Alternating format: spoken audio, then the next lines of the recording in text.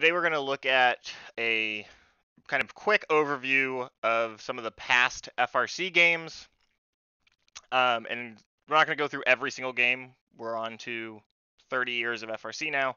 So we're going to kind of break them up into different groups and look at some of the games, and then look at the most recent games that we're going to often talk about and reference when we start getting into the design process for the 2022 season.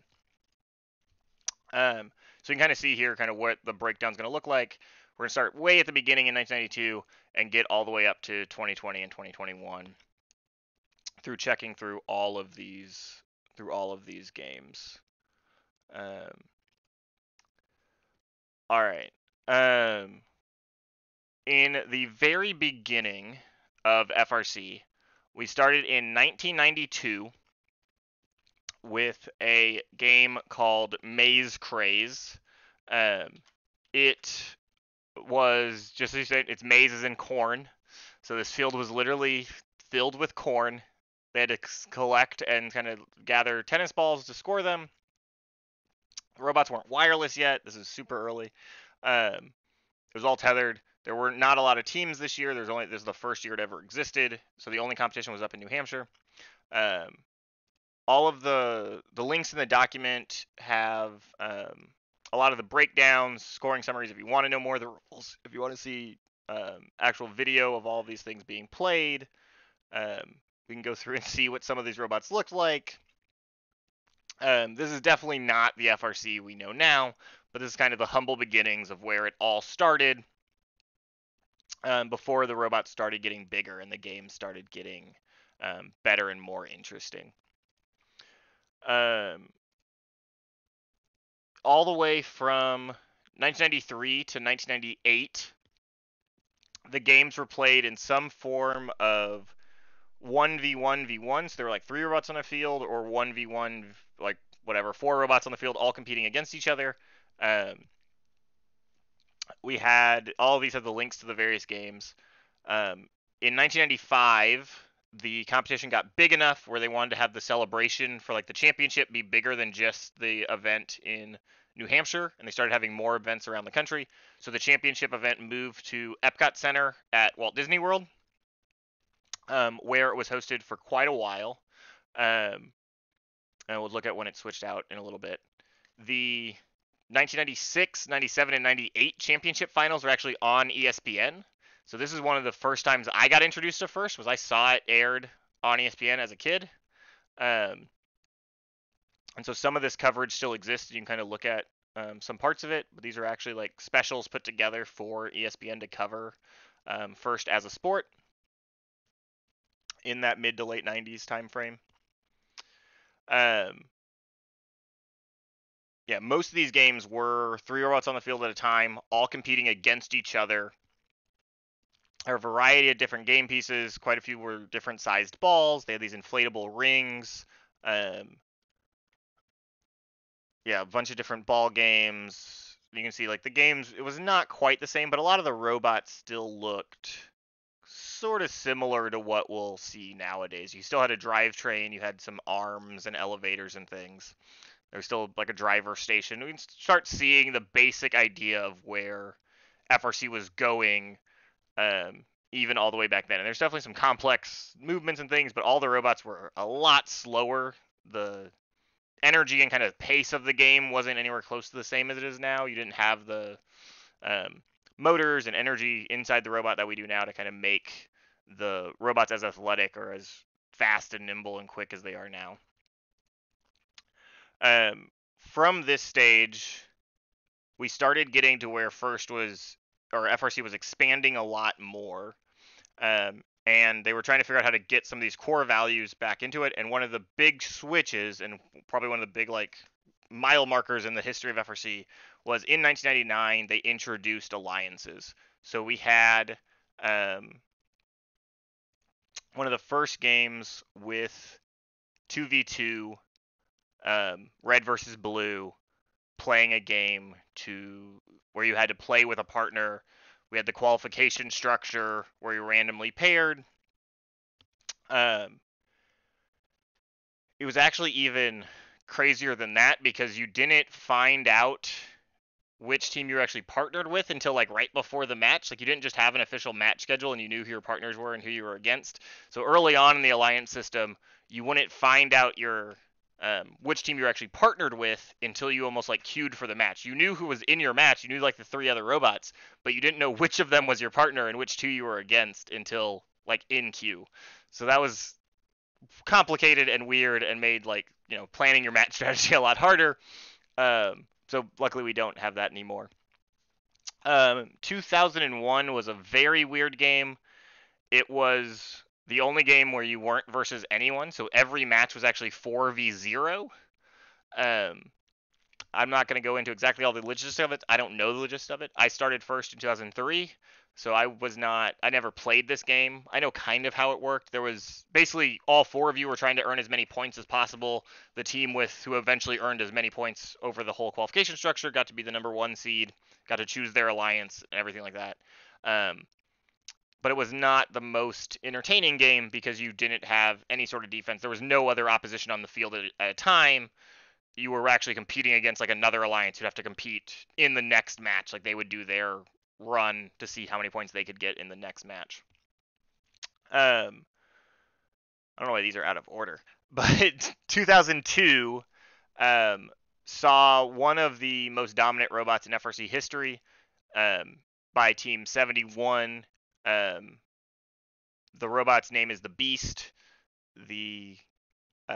This robot was absolutely dominant in this game. This game had somewhat of a design flaw in that all of these balls were worth points in these goals if you also had these goals in whichever zone, like in your like home zone. So in certain ones of these zones you controlled, and if the goal was in that zone and you had balls in that goal, you would get points. But what that meant is that if you didn't have any of these goals in your zone, you couldn't get points, or you couldn't get very many points. And like the goals just being in your zone got you a certain number of points anyway. So what 71 would do, the Beast, they could deploy their robot, grab all three of these goals, literally walk. So the robot actually like it drove out to the goals, but it had like a shuffle file card system where it was like gripping the carpet basically with these small metal hooks, and it would literally almost like walk itself back to its home zone, and it was pretty much unstoppable. It did lose some matches. I don't remember exactly what its record was, so it didn't go undefeated, but it was pretty much unstoppable, and it's the example of what we call like a game-breaking strategy, where the rules allow for a way that if you do your task correctly, there's nothing your opponents can do to win the match. Very rarely are we going to see this in modern FRC. The game design committee has gotten a lot better, and the game designers have gotten a lot better at not allowing this sort of thing to happen in the rules. But they're able to very, very slowly and with a lot of power just inch their way back. And you see like these two robots are trying to fight them, like multiple robots trying to fight this process, and it just doesn't matter. The Beast is able to just hold all three of these very heavy goals in this zone. I think eventually they get it moved out a little bit. I don't remember the exact outcome of the match, but this is definitely one of the most famous robots, just how dominant it was that season. Okay, so from 95 all the way 2002, championship was held at Disney World at the Epcot Center. Sometime right before the 2003 season, they realized that they couldn't hold it there anymore. I don't want to know all of the details. I know at some point we were outgrowing it no matter what. It was like kind of in an outside area anyway. It wasn't in like a big arena there. It was kind of under a tent, and then most of the stands were just like standing room only for a lot of it, and you were standing trying to watch this. And it wasn't really facilitating what they needed for the championship event anymore as the program was getting bigger. So in 2003, somewhat in a very quickly set up thing to be able to do it, they moved championship to Houston for 1 year. So this was the first year it was ever in Houston before it moved back in 2017 for South Champs. They had the World Championship inside the newly built, at the time, a Reliant Arena, now NRG Arena, where the Texans play, and the pits were in the Astrodome. So that meant every single match you had to carry you had to pull your robot up these very long ramps because the Astrodome floor is sunk very deep into the ground to be able to get it out to street level, go under some like shaded walkway bits into NRG Stadium, down a little bit onto the NRG floor for your match every time. It was a good 25-30 minute walk for every match to get it up and down to the venue. It was definitely not the most ideal venue, but it did work. And we had FRC in a big football size arena kind of for the first time in 2003. 2004 moved Champs to its home in Atlanta, where it stayed for 7 years, 2004 through 2010. The games in these years were starting to figure out some things about FRC. Like, they didn't quite get everything right. There was a lot of experimentation. The 2003 game was one of the first years they tried to do stacking with stack attack. I thought there's a better picture here, but basically you had to stack these totes, but it was a lot easier just to knock down the stacks of totes than it was to actually build the stacks of totes. So the stacking ended up not being that big of a deal, and the entire game kind of evolved into King of the Hill, because whoever got points for being on this ramp at the end of the match got the most points, and that's kind of how the game ended up just playing. So a lot of the games didn't necessarily play the way the game design committee kind of expected them to. There were a lot of weird sort of niches or different things you could do in different aspects of the game that weren't quite developed all the way. We also did see the introduction of autonomous mode in 2003, so that was the first year the beginning of the match started with an autonomous mode where the robot had to control itself. Everything prior to that, the robots were driven the entire match. There wasn't any dedicated autonomous time. And so, yeah, so basically in this whole time, FRC is just sort of evolving, learning how these rules can work, and learning to make better games. And they're also expanding, so they're getting more and more teams. In 2003, I think the rookie numbers were like in the 1100s. So like 1108 is a team out of Kansas. They were a rookie in 2003. And there's so that range, right? So you had in the entire history of First for about that first over 10 years they existed, 11 years, 12 years, there were only about 1,200 teams total ish in there. They didn't do permanent numbers until a little bit later. So permanent numbers started in 97, I believe. I might be misquoting that. It's somewhere in this range. They did permanent numbers. So we may have missed some teams who came and left between 1992 and when we started getting permanent numbers. But there weren't a lot of teams in FRC yet. And we really started seeing this expansion as we move into this next time period in this mid-2000s where we start getting more and more teams. And we start quickly getting up into 2,000 and 3,000 team numbers. So 2005 was the first game where we got the 3-team alliances. And this is really where FRC started to make sense as a game and as a sport. So before this, in any of the 2-team and in the 1v1v1 era, if a single robot was dead, the match really didn't work because you basically had, or if a single robot even just wasn't functioning fully well, it just wasn't capable of playing the game well, largely that alliance was just going to lose no matter what because you had 2 other robots versus 1, or like in the 1v1 eras, you just had like 1v1 and it was like a weirder game too, and just like the game dynamics dramatically changed if a single robot couldn't play the game very well. Once we got to 3v3, all of the games start making more sense because if a single robot's not that great, 3v2 isn't nearly as big of a problem. You still have a partner, you're still able to score points. If you happen to be a very good robot with just another average robot and against 3 other average robots, you very much still have a chance to win that match. So a lot of your kind of like the schedule and rankings weren't nearly as match schedule dependent anymore as they used to be in the prior years, where if you had a single dead partner, it was really hard to win, depending on the game. This year, and like throughout this time of years and these games, we started seeing much more products and things being developed just for FRC, so the robots started getting better in general. In the anytime between 2005 and earlier 2004 is when Andy Mark, the company, became a company to kind of start selling robot products.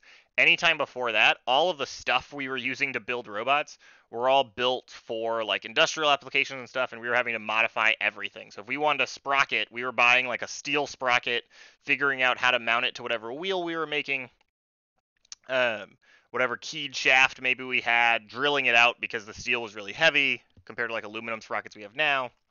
And so all of these things were just harder to do, and pretty much every little FRC task was just way harder prior to when we started getting these companies that were directly making products for the FRC market. These games started getting a lot better too. So because we were 3-on-3, the games just all started making more sense. 2005 saw Triple Play, which is honestly still one of my favorite games. Like, it had some holes in it. It was one of the first 3-team alliances. At first was still trying to experiment. They were still learning. But the concept was really good. The basic concept of this game was that you were playing tic-tac-toe. Red is trying to put these triangular game pieces called tetras on top of these scoring locations, and blue is trying to do the same thing. Whoever has the highest tetra owns that goal, and if you make rows, you get the most points. So this was a very, very cool and strategic game in that where your next scoring location wasn't predetermined. It wasn't like a lot of games where you already know, I'm going to go get 5 balls and I know exactly where my goal is. I'm going to get there. I'm going to get to my spot. I'm going to line up and I'm going to score. Here, you had to, based on what your opponents and what your partners were doing, your next ideal scoring location could change at any second. So there's a lot more insistence on like actually viewing the whole field, knowing what you were capable of, knowing what your partners were capable of, kind of predicting what your opponents were going to do. There was just a lot going on. And it's definitely one of the games I'd love to see concepts from it come back into some game that we have in the future. As there was a lot just strategically to play with, and the robots were also really interesting. They didn't have a limit on how many game pieces you could hold, so you could actually hold as many of these tetras as you wanted, but they weighed like 9 pounds, so it was difficult to build a robot that could hold a lot of them, because it was one of the heavier game pieces we've ever had. I don't know if it's actually 9, it's somewhere around there, it's heavy. So it was definitely difficult to do. There were some rules about how you could load and how you could get tetras, and all of these things, but overall it was a very cool and interesting game. And you could start seeing where the GDC was going with some of these game mechanics as they were building more and more good games that were playable, that didn't have any easy game-breaking strategies that any one team could just take advantage of and be to win. There were lots of different options into how to play it and how to build a robot to play it. 06 saw our first launching game where we had to be able to launch balls into a goal. So that's not what I wanted, but okay, it's going to download it. I thought I had the link to the game animation. That's fine. Do it this way. So this game basically had these single overhead goals. We had what are known as poof balls. They're just foam, Nerf style balls. Robots could hold as many as they wanted. There were some weird, kind of odd things in this game too. There was like a period structure, so you were only allowed to score in one of 2 periods in the middle of the match, and then everyone was allowed to score in the last period at the end of the match. It was a little bit odd. They tried to set it up to where there's more offense and defense and things, and like a loading time, and it worked okay. But I definitely don't think it's a concept that FRC would bring back if they hadn't tried it and seen that it didn't quite work as well. This was also when we started seeing more bumpers being introduced. So you were actually allowed to build, there was like bumper rules in prior years, 05 for sure. I think even before that you may have been allowed to use them, but they weren't as regulated, they weren't required, and they didn't allow you to have any extra weight, so there wasn't a big advantage to it. So most of the robots pre-2006 time frame, even all the way in like 2008, you didn't see if they didn't have bumpers, they were built to be really, really robust. So it was really common for us to just have like entire side profiles built out of like quarter-inch polycarbonate because we were running into robots at full speed, hitting metal to metal, plastic to plastic. It was very easy to have a lot more damaged and broken robots in those games before we had required bumpers everywhere. 2008 had them become fully mandatory, and we started seeing a lot more of them in 06 and 07, just as the rules encouraged them and allowed for them to work a lot easier. Oh, this is what I was actually looking for. So, zoomed in too far. Yeah, so you had these goals at the end of the field. You also had an end game. There were a few other end games in prior years. I didn't mark which year started end games, but there were a variety of end games that started. Most of them were robot positions. If you were up on this platform, if you were hanging from a bar, if your robot was located in a certain zone, all of those types of things were pretty common aspects of end games and things like that in these previous years of FRC, and we still see some of that today. 06 was interesting as it started getting to where autonomous was really very important. So 06 was probably the first year, I guess 03 too. So 03 autonomous was incredibly important as how the game played out.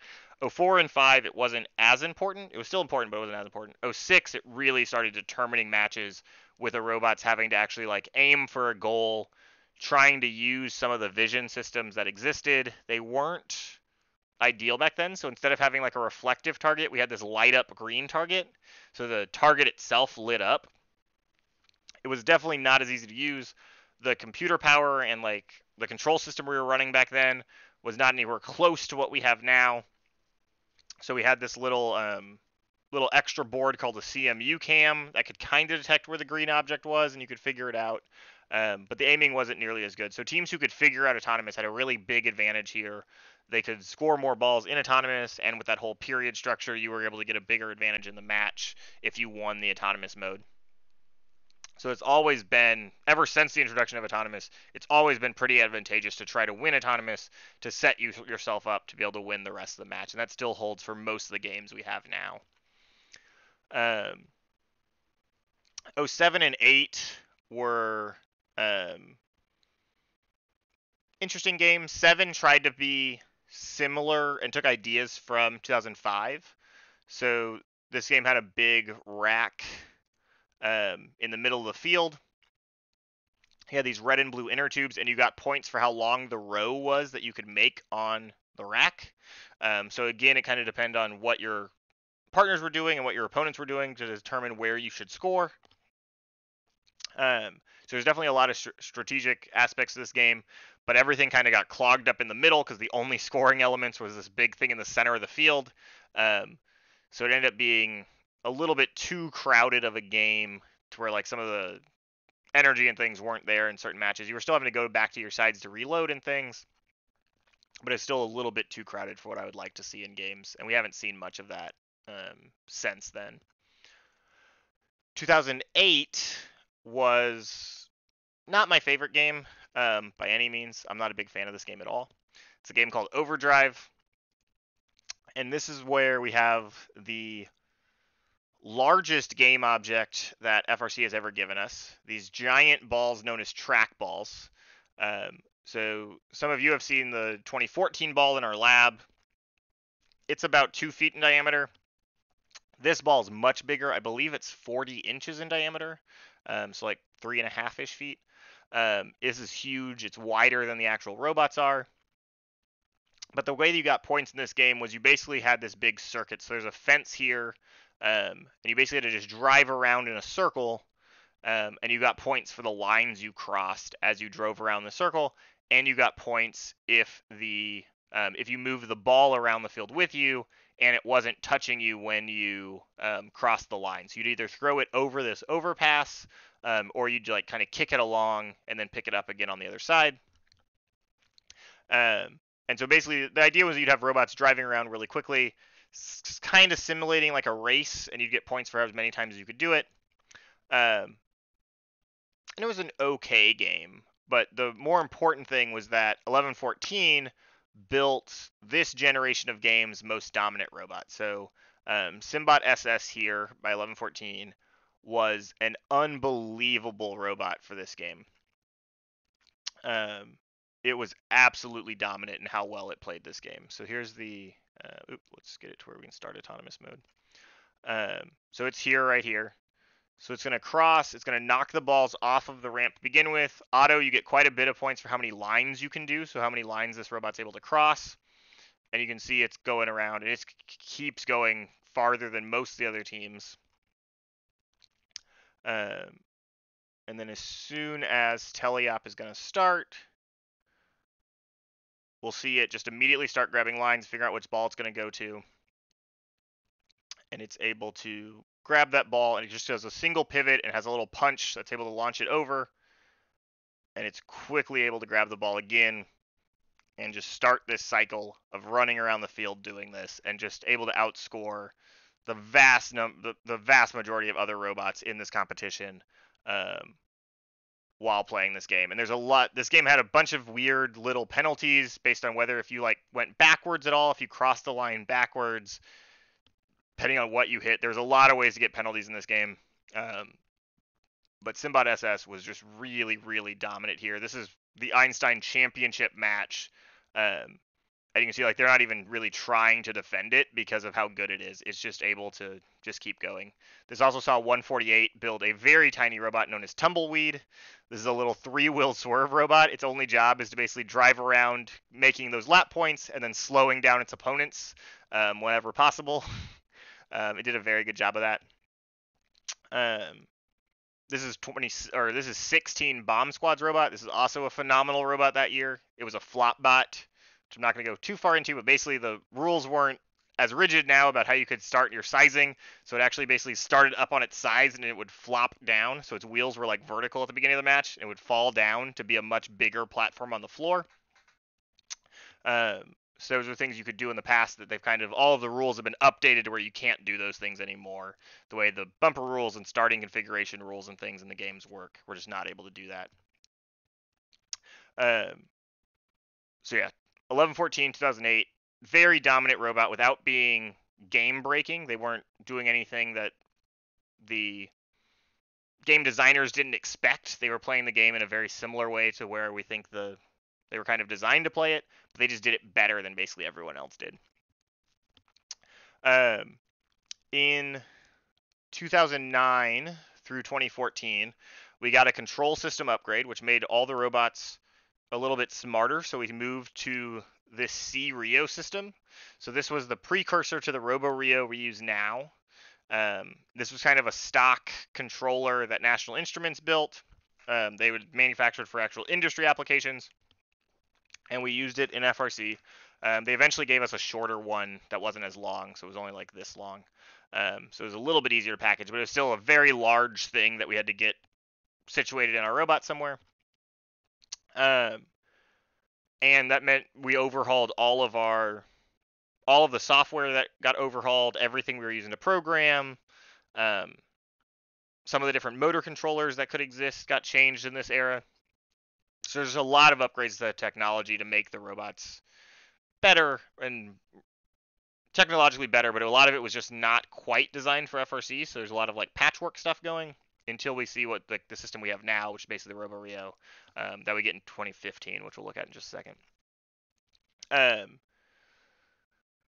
These games have some of the best games in FRC history, in my opinion, and also some of the worst in this kind of era here. So the 2009 game, when we got a new control system, is, to most people's opinion, one of the worst games in FRC history. This is a game called Lunacy. It was played on regolith, so it's one of the few games where the majority of the field is not carpet. It's this smooth white plastic, and the robot was required to use these very special smooth wheels as well on this plastic. So the idea was that we were supposed to be playing robots in less gravity. So instead of being able to switch gravity, which you can't do because we're playing on Earth, they switched our coefficient of friction with the ground So it felt like the idea was that the robots would behave like they were weighing less because they would slide around more. So it basically amounted to like robots on ice. Um, so it was very difficult to control your robots. You had some really weird designs try to get built in this game where teams were literally putting like big giant like 18 to 24-inch fans on the back of the robots, like very fast fitting fan blades to try to literally use like air, like a swamp boat to try to like push the robot along because you couldn't generate that traction on the ground to accelerate. Um, you had a whole bunch of very weird things getting built here. A lot of teams invented versions of like traction control to make sure they weren't slipping their tires as they were accelerating. So the same type of traction control like your car uses, so it doesn't spin the tires in like the snow or on ice. Um, it was just a very odd game. The scoring elements were these kind of weird balls known as orbit balls. I think we have a couple in the lab if anyone wants to see one. Um, the problem with these were they weren't a custom order product from first. They were just like a ball that was sold at Walmart. The problem was Walmart was discontinuing them right in at the beginning of the 2009 season, so they became very difficult to find. Like there's chief threads with like people getting reports of the inventory of all the orbit balls at every single Walmart in the United States, trying to find where to get this game object. Eventually, people made designs for like how to build their own. It was a big ordeal and a big mess to try to get all the game objects here. The other issue is because we were driving on this like plastic and we had these very specific wheels, every single robot was just generating static electricity like crazy. So if you went out on the field to like grab your robot after the match, you would just like shock yourself constantly. It was so bad that we also had this new like driver station thing. We weren't using a laptop yet, and they were getting um, uh, static and ESD and things to where they were just shutting down. So you'd like be in the middle of the match and your driver station would just quit, and there wasn't really anything you could do about it or protect it very easily. Um, so lots of issues uh, throughout this whole game. It was okay. If they didn't do it on Regolith, maybe it would have been better. But it's definitely not. It's very few people's favorite game. Most people really dislike this game. Uh, there wasn't a lot of strategy to it. There's also like pinning rules, so you could just pin people in the corner and just hold them there forever. So even if you were the best robot on the field, a lot of times you would just be stuck in the corner for like the entirety of the match, which isn't very fun. So it didn't work very well for a good game. 2010 saw the development of Breakaway, which was like a soccer game. Again, not a very good game. It was an okay game. They did a lot of trying to manipulate the robot design rules to where you weren't able to actually pick up the ball. So they wanted it to play kind of like soccer where the ball had to stay on the ground all the time. And that led to some very weird design things and some weird kind of controversy of whether teams were actually picking it up or not, or whether it was actually still in contact with the ground. Because, the difference between gently gliding a few, tenths of an inch above the ground and touching the ground are very hard to distinguish for anyone. So that became a problem. It was very difficult to score for some teams, so you saw a lot of 0v0 matches where teams just tied because neither side could score at all. So that wasn't ideal. You saw that in a few other games too. This had a climbing end game as well. This also had one of, I don't think I have it on here, but I should have, and I'll try to find a picture and get this added. But this had another one of the kind of game-breaking robots. They ended up not winning the world title though. But 469 Los Gorillas built a robot that was able to literally just like park under this tunnel. And within the rules, the way the balls returned to the field was they came down this, like there's this ramp here from the driver station that returned back into the center. And as they fell down, the Los Gorillas robot could redirect them into the goals in a very precise way that was legal, that didn't count as like carrying the ball or anything. There were a couple other teams that tried a similar thing. But their robot was very, very good at it, and they ended up being world finalists, but ended up losing because of some bad luck with their alliance and some other things. But that is definitely another robot that gets talked about when we talk about breaking the game.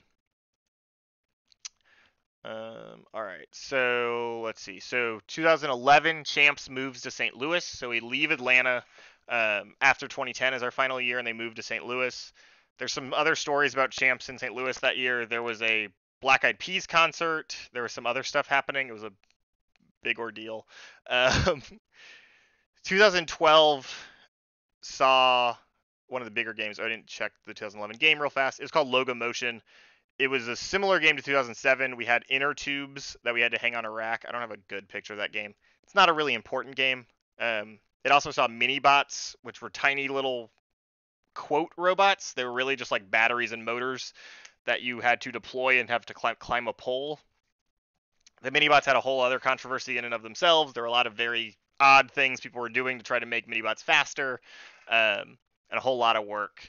2011 game had a lot of drama and controversy too, and that kind of led into what went on in 2012. So 2012 is one of the better games. It's Rebound Rumble, so it's a basketball themed game. We had 4 goals on this side of the field and 4 goals on this side of the field.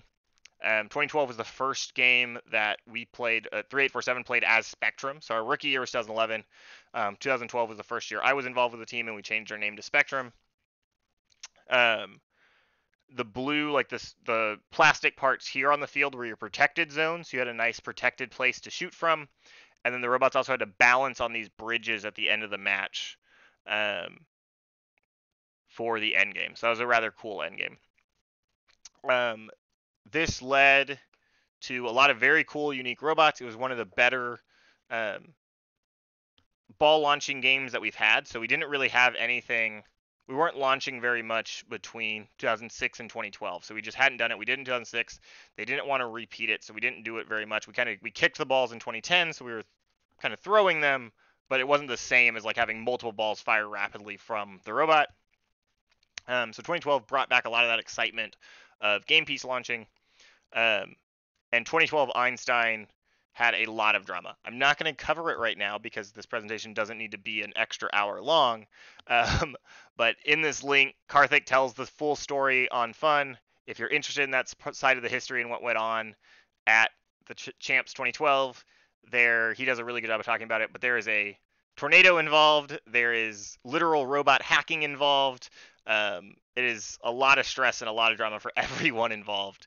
And it's definitely better just to hear it from him. His team was part of on Einstein and a part of the story. So he does a really good job in that video. 2013 had one of my favorite games of all time, which is the Ultimate Ascent, the Frisbee launching game. So we got to launch a different game object for the first time. So these variety of goals on each end of the field, Frisbees in the loading stations and starting on the floor, and teams were able to fire Frisbees into the 1, 2, and 3-point goals. And then at the end of the match, you were able to actually climb this pyramid structure for more points. So depending on where you were hung from which rung, you got either 10, 20, or 30 points. So you could be hung all the way up here and get to 30 points. I'm not going to go through all of the robots for these games, so we're going to see a lot of those. I've been posting robots in Slack, and we'll keep doing that. But they're here if you want to look through them. 118, this is one of 118's most famous reveal videos. 2012 is also really good from them. But you have their robot actually shooting all of the Frisbees here shortly. Yeah, so you can start seeing it fly out and get into the goal. So this was a very, very fun game. I like 2013 a lot. This was also the first season where you see Vex Pro exist. So we kind of take for granted that we have a variety of different COTS vendors. Prior to 2013, you pretty much only had AndyMark and a few other things. Vex was selling some stuff. They were selling some wheels and things, but they didn't really have a whole product line for FRC. In the 2013 season, they came out with Vex Pro, and that's when we got Versaplanetaries, we got some new motors, we got a lot of things when they kind of upped the game and what COTS parts could be. And then we started seeing AndyMark start adding on a lot of things. Rev existed a few years later. All of those things go into it. 2014 is one of my favorite games as well, very high up there. Aerial Assist was a very different game from pretty much everything else we've ever seen in FRC, even till to this day. Mostly because we had for most of the match, the robots had a single game piece. So in auto, teams were allowed to preload, and so each robot could have a game piece at the beginning of the match. But as soon as teleop started, your entire alliance was in charge of doing a cycle instead of each robot doing a cycle. So you'd have a human player inbound the ball to one robot, and then their job was to pass it to another robot that would possess it in a different zone, that would pass it to the next robot who would possess it in the last zone, and then they would score, and you'd get the most points that way. So pretty much to play the game well at all three robots had to be working together the entire match, which is very different than almost every other game we've ever played, where normally each robot is kind of doing their own thing. Yeah, you're trying not to get in each other's way, but you're not actually handing off or getting a game piece to the next partner very often. Where this game, you pretty much had to do that to score points properly. There was also a part of this game where they could hurdle the ball over the truss to get certain points. So you can see them like doing the handoffs to get points. So 3 assists, you got a 30-point bonus. But if you kicked the ball or tossed the ball over the truss structure, you got 10 points. And in theory, if you caught it, you got 10 points, but there weren't very many catches that season. There were a few, but there weren't very many. Most of the time you would throw it over and the next team would just go grab it from the floor. There's also a goalie that existed, so like strategy kind of evolved. So even at like championship, you started seeing the best teams in the world, or some of the best teams in the world, put specific things on to be able to play goalie during autonomous. So there's just a lot of strategic development that happened in 2013 and 14. This was also when the last year the game animations existed this way. So this little bulldozer robot here is called Dozer, and this was the last year we had this animation style that was done by Dave Lavery, who's a NASA employee and a big supporter and helped with game design and things for a very long time. And he used to do the game animations every winter. And 2014 was the last one that he helped with. Okay, so now in kind of what we're going to consider like modern first. So in 2015, we got the upgrade to the control system that we largely still use now. We have the RoboRio. We got the PDPs from Across the World Electronics that we still can use. We're getting new ones in 2022 from Rev, but the old ones are still usable. And we start having a lot more kind of the modern game development where we also see games having themes. So Recycle Rush was like recycling themed, and the games forward from this are going to have themes that are very central to like the entire rules and concept of the game as well. It's not like these past games didn't. Some of them did, right? The 2012 game was a basketball game. The 2010 game was a soccer game. But you really only kind of had sports. 2009 was the moon. So you kind of had some themes, but it wasn't anywhere as prominent as it got in 2015 and moving forward, especially 2016 when we got to the castle theme game. We also started seeing all games having 4 possible ranking points. And so that's really kind of but drastically improved the qualification structure. So you weren't just trying to win your match, you were also trying to do these other objectives to get ranking points. So even if you had a match that you were very outmatched, you had very little hope of winning, and you knew that going in, there was still incentive to try to play a certain part of the game or complete a certain objective to get ranking points, even if you couldn't win that specific match. And if you knew going in that you had a very good chance of winning, you were still trying to play very hard to get these other ranking points. So there's this other part of the game that got involved, and it made the qualification matches a lot more interesting when we got the ranking points. The Recycle Rush game is a game that it's probably the number 1 game. If most people ask what's the worst game in FRC history, most people who are in first now are going to tell you 2015 because it's more people just played it at this time. It's more recent than games like 2009 and games from all the way back in the 90s. I'm sure some of those 90s games are even worse. But 2015 is very recent and was, by most people's opinion, very bad. Recycle Rush was a game where the robots weren't allowed to interact. So you had 3 robots on half the field and 3 robots on the other half, and they were each trying to compete, not really against each other. So even in qualification, you weren't competing against the other opponents at all. There weren't win-losses at all. You were just trying to score as many points as possible, and as ever many points you scored helped determine your ranking. And so it lost a lot of the competition aspect of FRC as we kind of had known it for so long, because you didn't have any defense. The robot construction rules were very different because you didn't have bumpers. You didn't have the same kind of size requirements as you normally did. You had these transportation requirements, but teams were allowed to when they set the robot on the field, they were allowed to take the robot out of these things, so you could have like multiple robots kind of attached to each other. Teams were building up almost like these like almost factory type things. It was just a very different game than anything that we were used to. And most people don't necessarily like it as a game. A lot of people liked the engineering challenge and like what they could build and what the robots could do. Very few people really liked watching it or following it and enjoying it as a game like we'd like to do with FRC.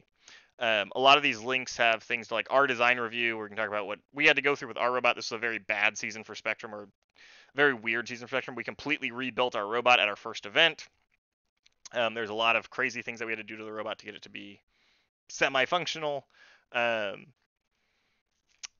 can wars were the only like interaction between alliances, and this is definitely one of the more interesting things that happened in this game at all. Teams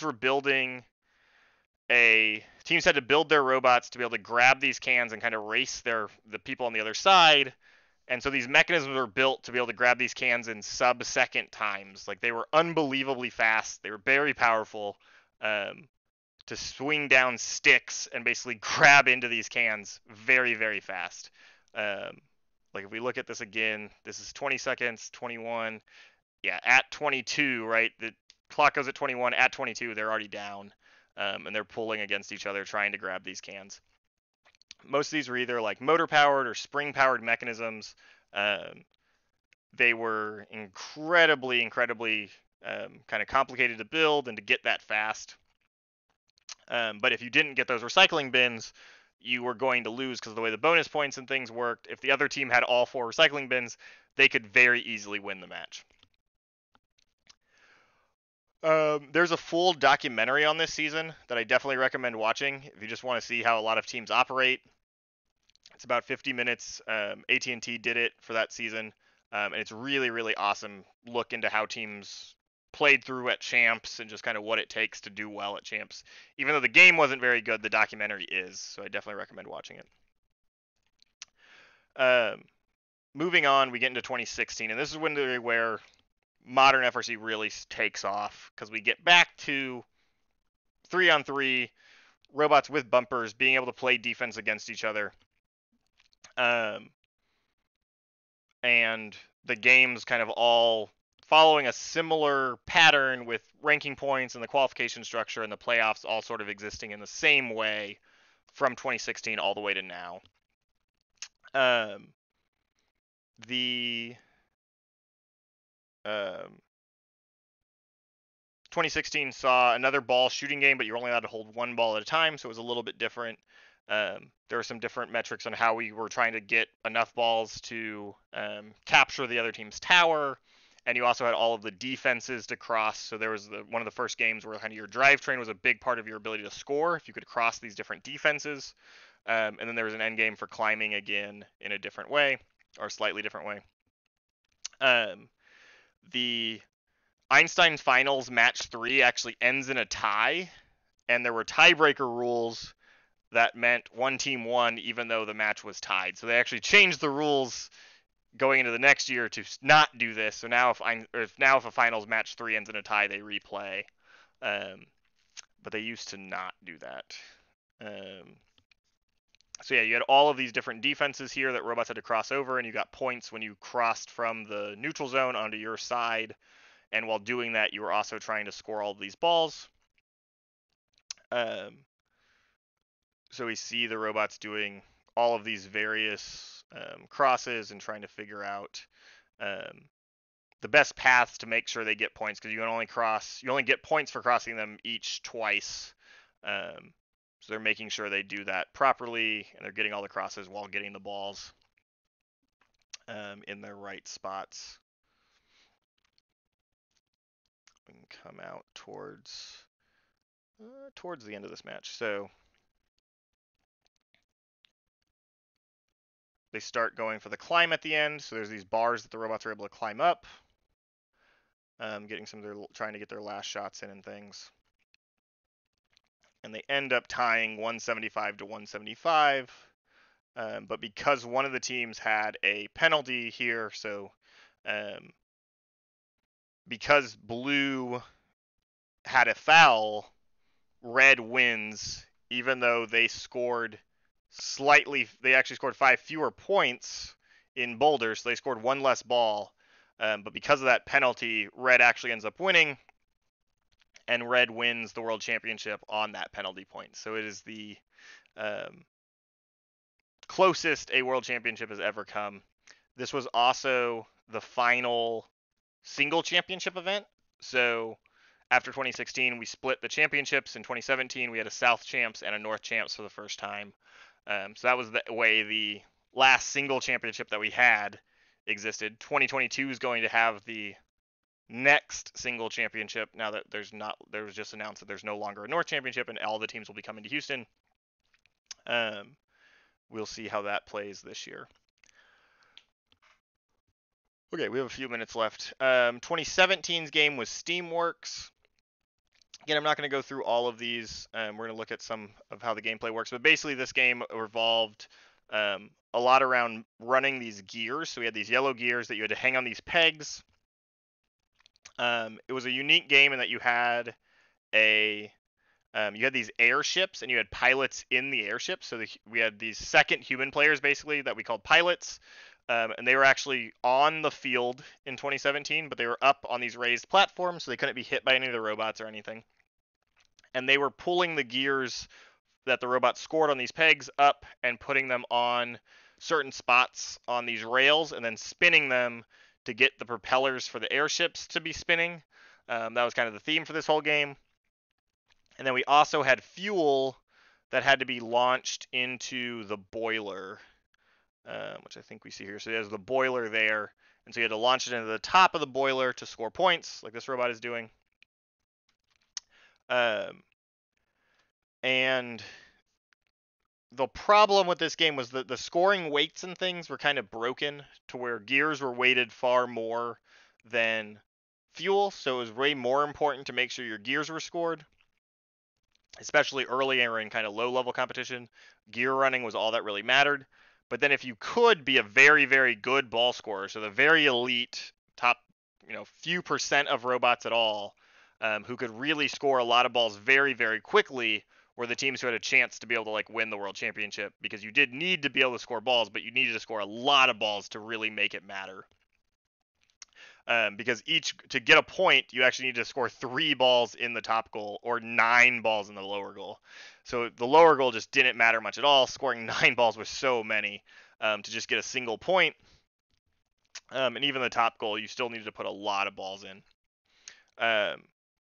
The gears, you didn't get points for each gear you got. You got points for each rotor that was spinning. This meant there was a stair-step level of points. So you got 40 points for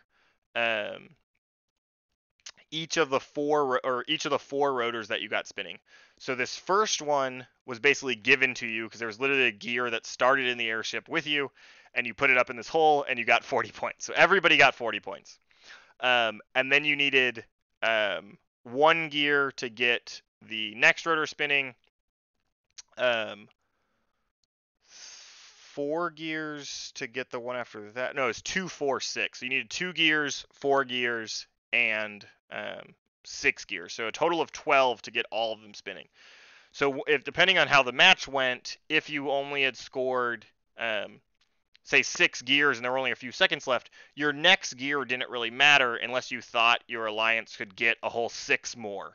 because each gear didn't give you points. So it ended with like the end of the matches kind of being this weird thing where you didn't necessarily need to score anything and you were just kind of playing defense, and it was very weird because you weren't just getting points per game object like we do in most games. So hopefully they don't do something quite like that ever again. It was definitely weird, and I don't think the dynamics played very well. But we did end up getting some pretty cool robots out of that. You definitely watch some of the reveal videos of how cool some of the ball launching and things were for how much they could shoot, and just like the sheer number of balls that were firing, and how fast they were doing it was very, very impressive from a lot of these robots. Like just streams and streams of balls able to get into the goal very, very fast. You had robots that were like double shooting. So I think 973 was one of them. This is a really fast reveal video. But they start shooting. They have two different wheel shooters. Yeah, so they actually have side by side paths of balls going into the goal. And so you had more like that. 973 ended up winning the world title in the South that year, beating the 118 team actually. Okay, trying to get wrapped up here quickly. PowerUp is the 2018 game. This is where we have our power cubes, these yellow rectangles. They're just a milk crate inside a zipper cover, like fabric cover. We still have some sitting around the lab. We use them for things and like carrying things into events and stuff. This game also saw them try to kind of change the scoring system for the robots, where instead of each game piece getting scored, it was actually like a time-based scoring based on how long you had possession of your switch or scale. Where's the best picture of this? So each alliance had a switch, which was down on the floor, and then there was a single scale in the middle. And so when you had possession of your switch, you got points, and if you had possession of the scale, you got points. So you were trying to put cubes to get the weight on your side higher than the weight of the other side. And which one was yours or theirs was determined at the beginning of the match randomly. So it was determined by lights, so it would randomize the beginning of the match, and it would determine which one was your side and which one was their side. So your robot had to get that information from the field system, so you know which one to actually try to score on, so you weren't scoring on your opponents during autonomous mode or anything.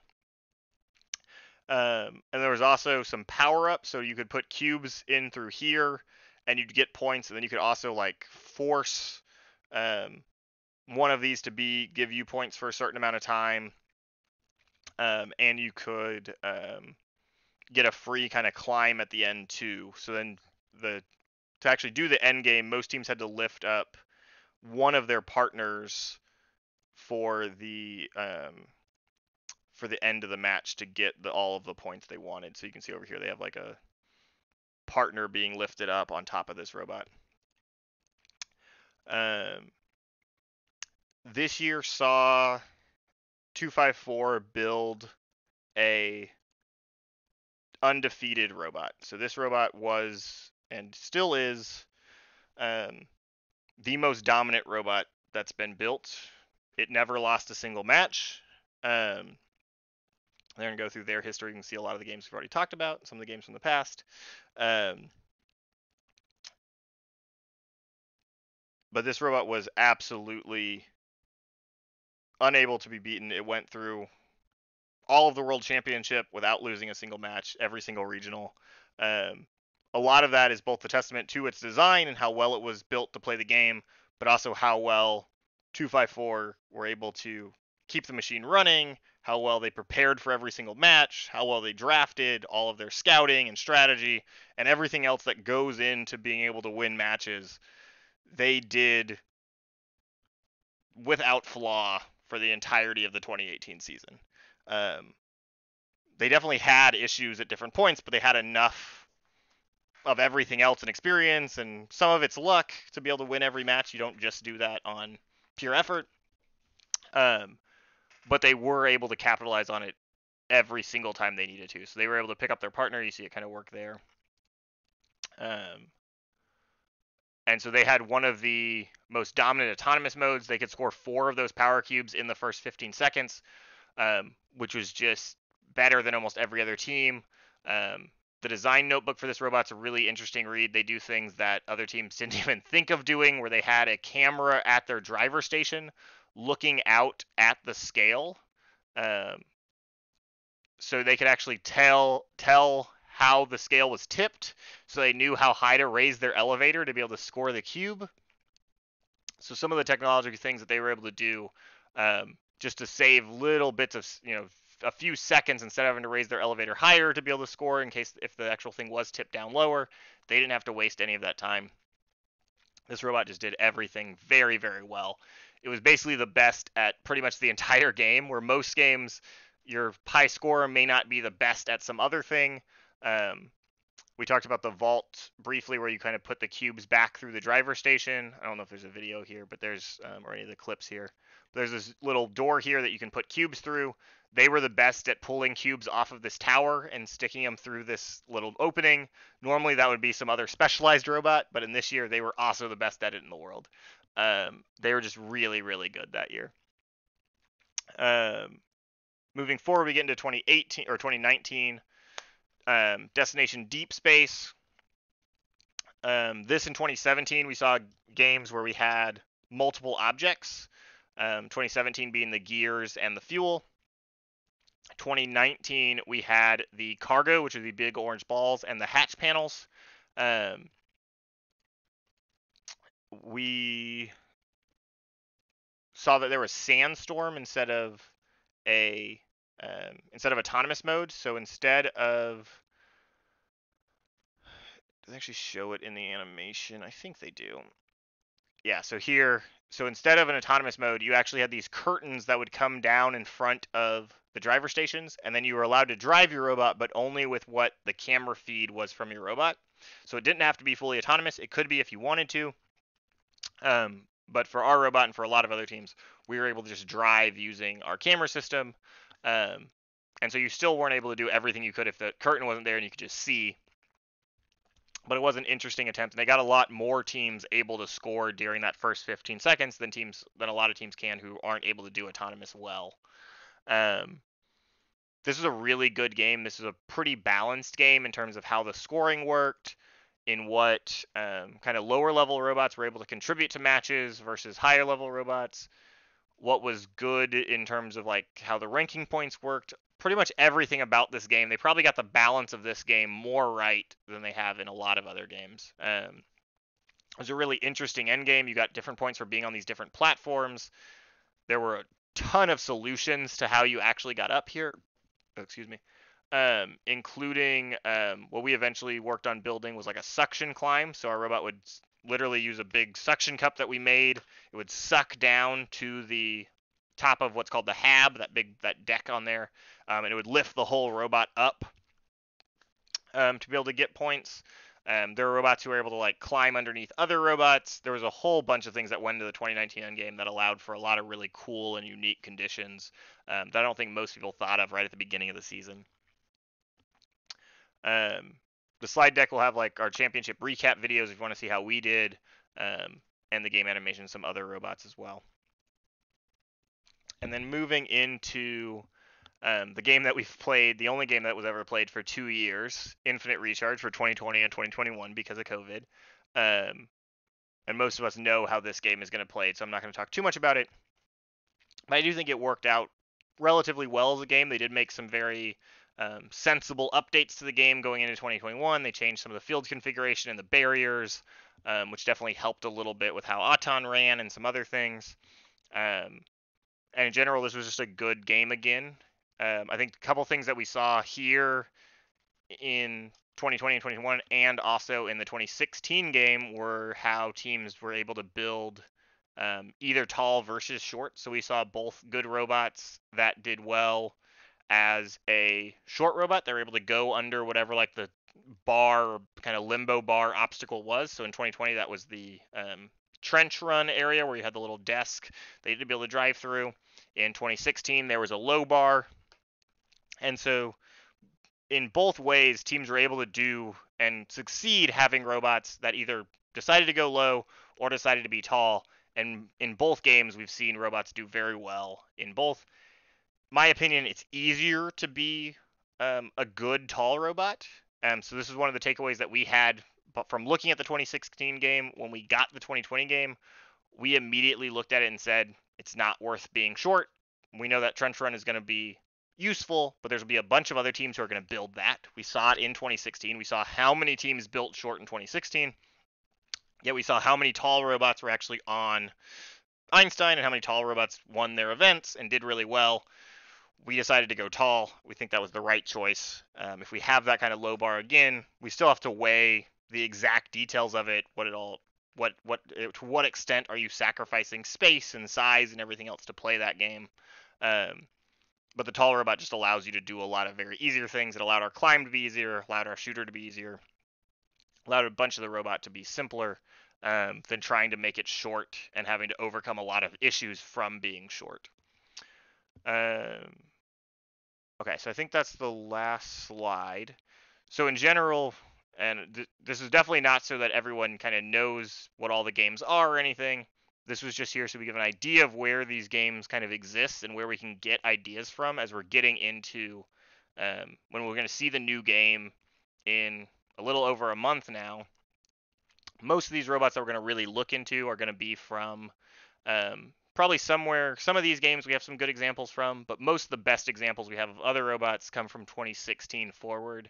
And we can see a lot of different ways that they play a variety of game objects, build a lot of different mechanisms, and we'll be able to see and kind of research these as we're building the robots that we'll need for next season.